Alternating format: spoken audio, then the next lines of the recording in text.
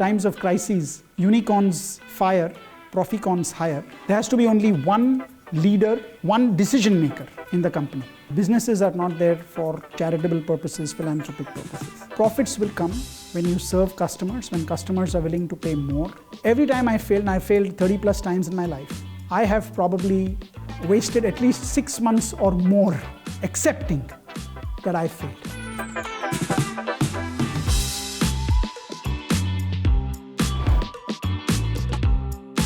Rajesh, I've often heard you say a company cannot be a democracy and you should have one person at the top making all decisions. But how do you empower people with that thought process to dissent? And how do you deal with that dissent in your ideas and decision making? I think first is you must have a culture where there is no fear, where people can speak their mind out. And I have lots of brainstorming meetings where I tell people, look, these are my ideas, tell me what your ideas are.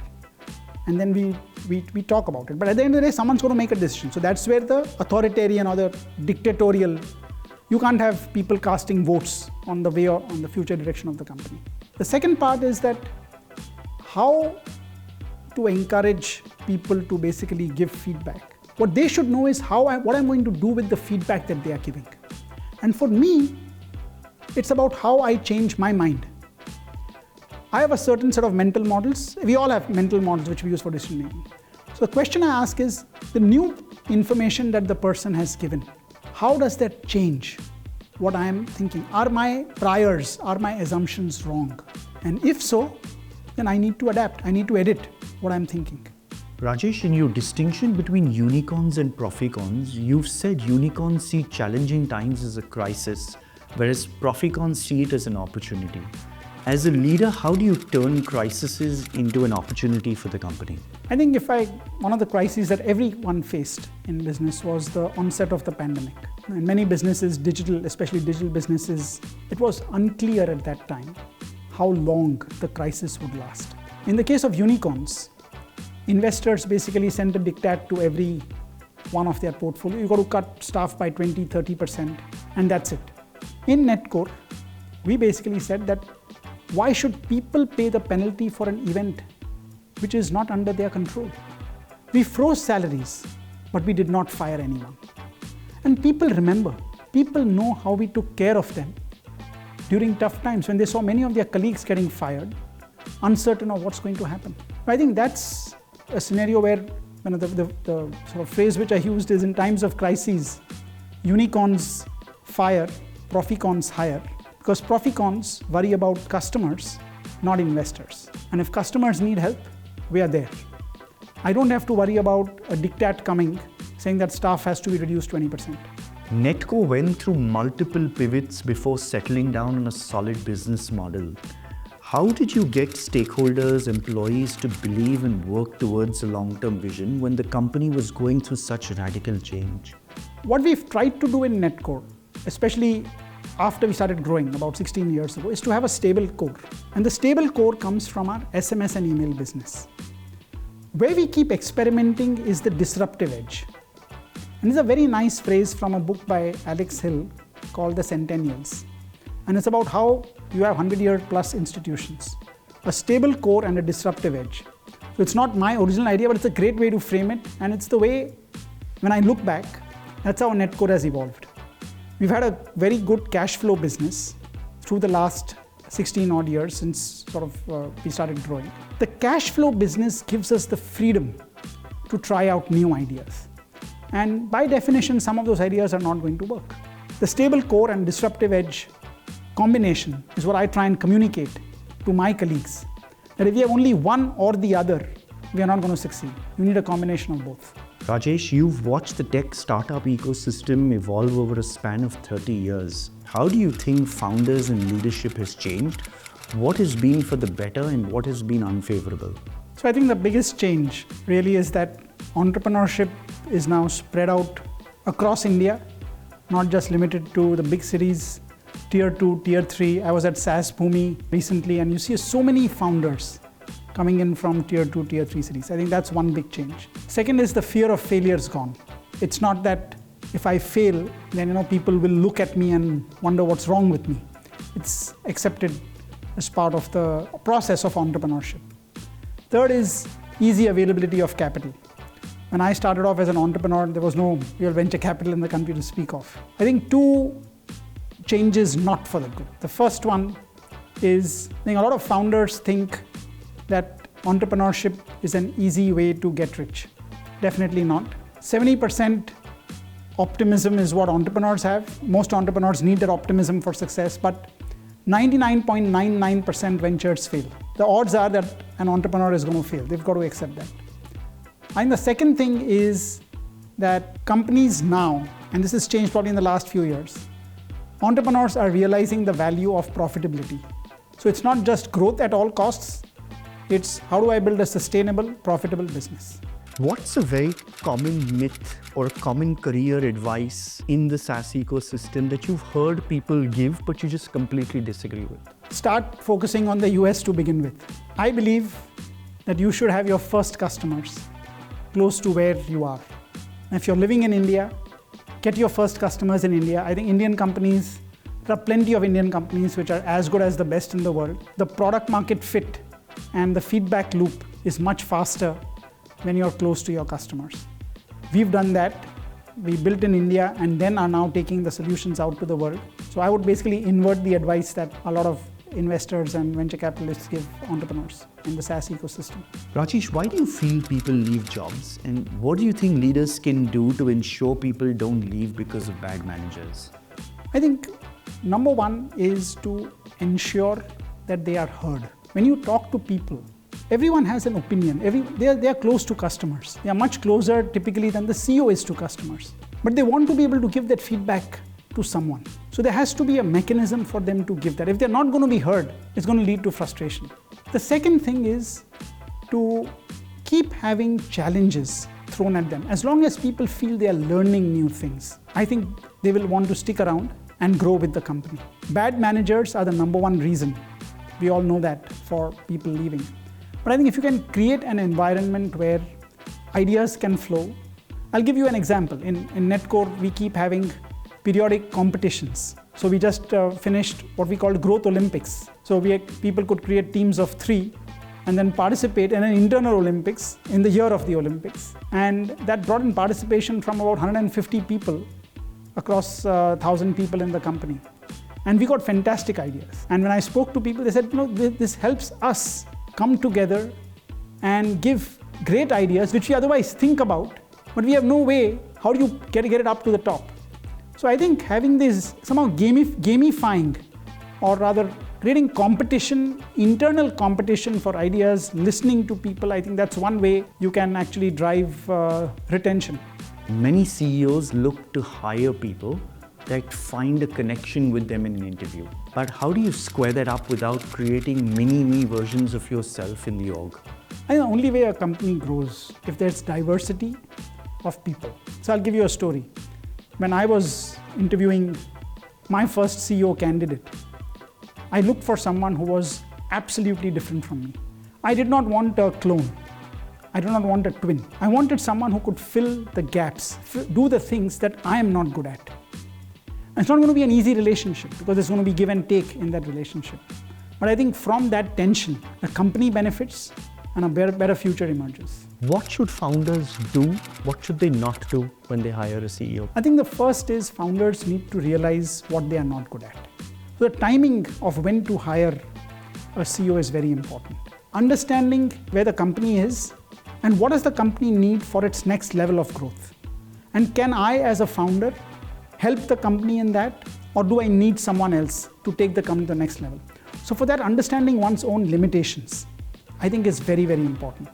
And then try and get someone who can complement you. So in our company, I love the big ideas. The current CEO, Kalpit, he's the third CEO in Netcore. He's great at working with people, putting the ideas into execution. And that's why this sort of chemistry works out very well. But I think many times founders make the mistake of believing they can themselves grow with the company, and it doesn't always work out. Because everyone has limitations. Stick to the things that you love, rather than trying to keep improving on the things that you cannot. Get a person who can do those things better than you can. And what's your advice to CEOs that come into companies where founders are still at? First, ask who's the decision maker, final decision maker. The day I hired my first CEO, I stepped back from decision making. There has to be only one leader, one decision maker in the company.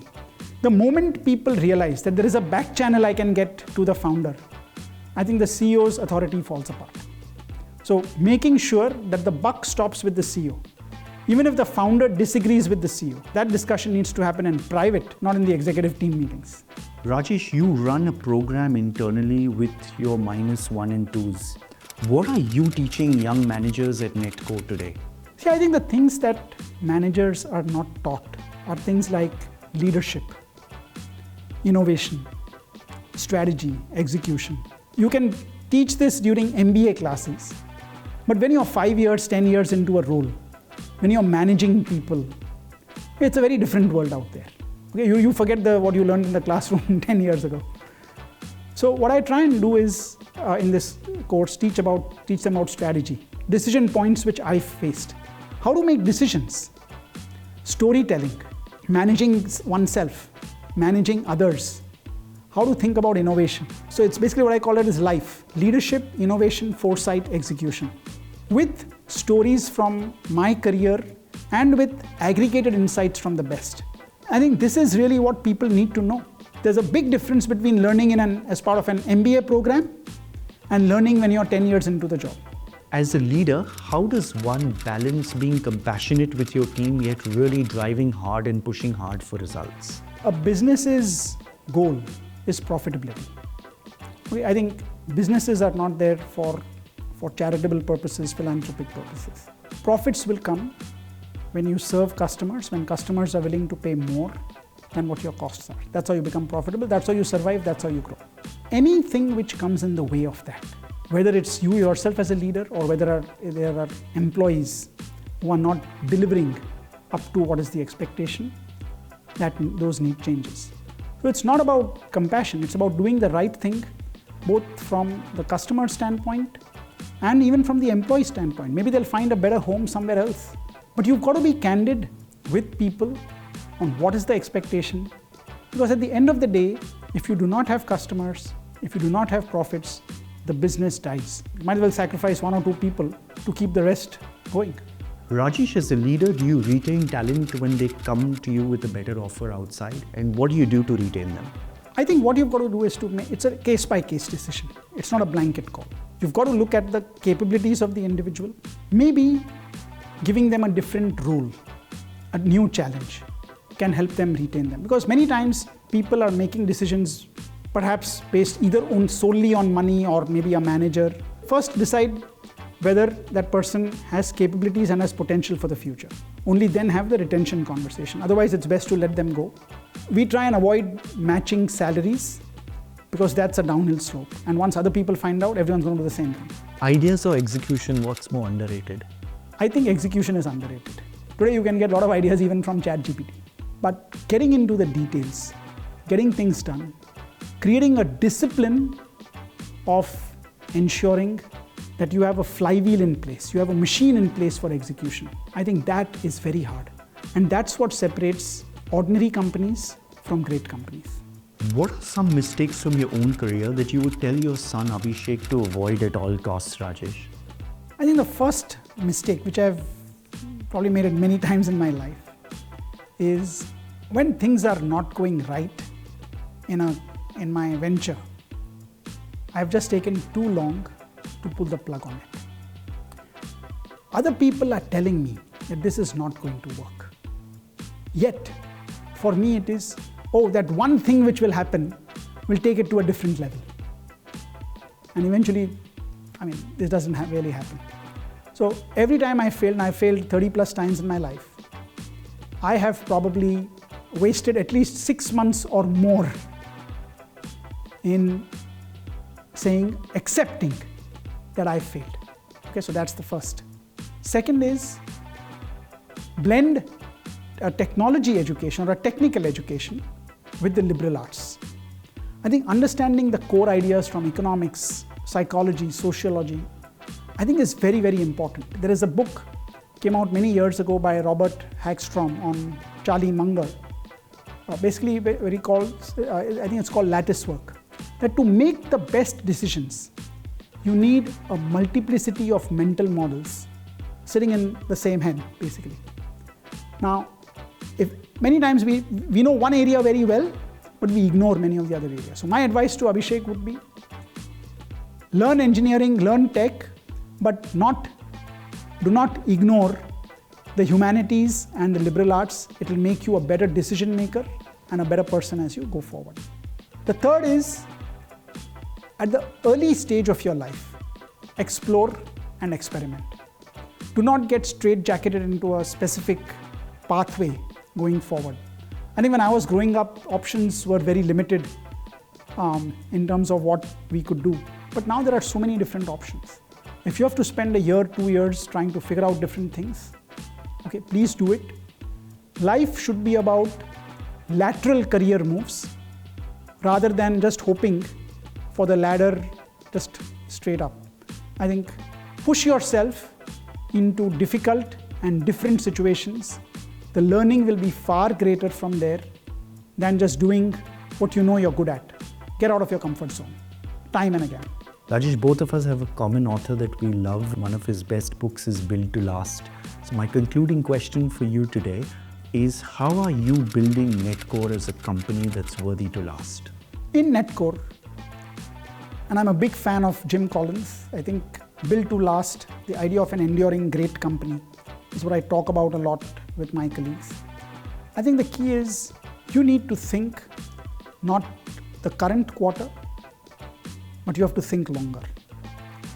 Many times, what we get caught into is just the immediate targets, and especially if you're a public company, you of course need that. But what is the big problem that you are solving in the lives of people? I think that's number one. Second is creating a culture internally that fosters innovation and managers to rise and become leaders from within. And the third is profits. Because without profitability, there is no future. So how do you create what I call exponential, forever, profitable growth? How can I build Netcore as a profits monopoly, a Profipoly? I think these are the three things as I think about Netcore for the future. Rajesh, your quick fire with Qunba starts now. Yes. The hardest thing about being a founder is dash. Leading through crises. One thing you've learned always to do as a leader. Be honest. One thing you've learned never to do as a leader. Never fudge, never tell lies. Tell people the honest truth of how things are, even if they may not be good. One thing you wish people knew more about Rajesh Jain. My blog. I write every day at rajeshjain.com. A personality trait that gets in your way the most. I'm zero or one. I love the ones. I find it very hard to interact with the zeros. One thing you could have gotten better at in your job. Telling stories. People remember stories. I don't do enough of that. You wrote a book, Startup to Proficorns. What's your next book about? There are two books. One could be on marketing, new ideas in marketing. The second, my life system. I've written a number of blog posts. How do I become better as an individual, at work, and as a parent, as a family member? The first thing you do in the morning, the last thing you do at night. Every morning I write. And night, I'll introspect about the day, spend about 10 minutes writing out in my book what I did right, what I did wrong. Your favorite read till date? Beyond Entrepreneurship 2.0 by Jim Collins. It's a book which is not very well known, but it aggregates his ideas from all his previous books. It's a phenomenal read for entrepreneurs. Your secret daydream? Contiguous time in a room to think. A 24-hour flight is perfect for me, without Wi-Fi. A startup that's caught your eye that you really admire? I like the Ken and Morning context. They are telling stories in business, which otherwise don't get told. 70-hour work week dash? Bad, because you need to harmonize work and family. Your family lives through the ups and downs of what you do at work, probably even more than you do. Your last Google search was? Last search on Google was last night for the Indigo flight which I was taking. Your best remote working tip? Quiet place, without distractions, get a Bose QC45. Your last impulse buy? It's always a book. So I bought this book, How AI Thinks. at a store in New York recently. The one moment in your life you'd love to relive. There are a few relationships where people I probably have not been as good. Maybe I could undo some of those relationships in the past with friends, etc. I could have spent more time with them. A childhood fear you've overcome. Public speaking. One unicorn you wish you had invested in. The one which I wish I had run was MailChimp. They sold for $12 billion without raising capital. Proficorn. Your favorite book or movie when we say the word leadership. Shogun, which is playing now. A tech breakthrough you'd love to see in your lifetime. Digital twins of customers. Morning person or night owl? Very early morning person, 4:30 a.m. A cause you are most passionate about. How to make Indians rich. 2 decades from today, Netcore will be. Say how Salesforce is today. Rajesh, if you could put out a message on a billboard to millions of children, what would it be and why? It's the title of a book. Fall in love with the problem, not the solution. With that, Rajesh Jain, thank you very, very much for doing this. It's been an absolute pleasure having you on Qunba. It's a very unique idea to be able to collate perspectives from different people on the same themes, same questions. I think the world needs more playbooks, more stories from those who have succeeded and probably failed a lot. And they need the unvarnished versions, not the sanitized versions. And I hope Qunba does that.